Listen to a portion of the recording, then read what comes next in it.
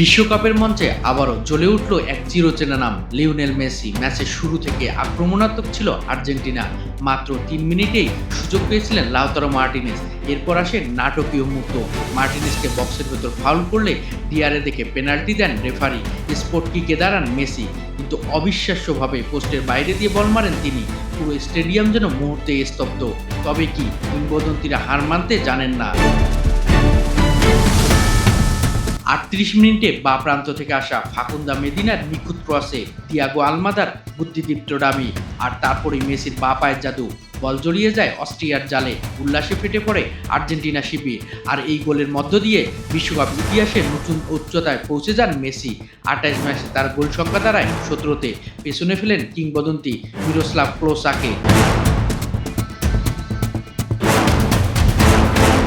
দ্বিতীয়ার্ধে আক্রমণের ধারা অব্যাহত রাখে আলবিসেলেস্তারা। একের পর এক সুযোগ তৈরি হলেও ব্যবধান বাড়ছিল না। কিন্তু নাটকের শেষ দৃশ্য তখনও বাকি। যোগ করার সময় আবারও হাজির মেসি ম্যাজিক। দুর্দান্ত ফিনিশিংয়ে নিজের দ্বিতীয় এবং দলের দ্বিতীয় গোল করেন তিনি। সেই সঙ্গে ২ ম্যাচে তার গোল সংখ্যা ৫-এ, যা তাকে বিশ্বকাপের সর্বোচ্চ গোলদাতার আসনে বসিয়েছে।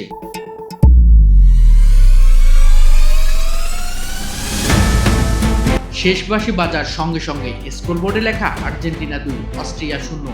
মেসির জোড়া গোলে টানা দ্বিতীয় জয় তুলে নিয়ে বিশ্বকাপের পরের রাউন্ড নিশ্চিত করে আর্জেন্টিনা। জি গ্রুপের শীর্ষে এখন আলবিসেলেস্তারা। আর ফুটবল বিশ্ব আবারও মুগ্ধ এক মানুষের জাদুতে, লিওনেল মেসি। লিওনেল মেসি নামটা শুধু একজন ফুটবলারের নয়, একটি জীবন্ত রূপকথা।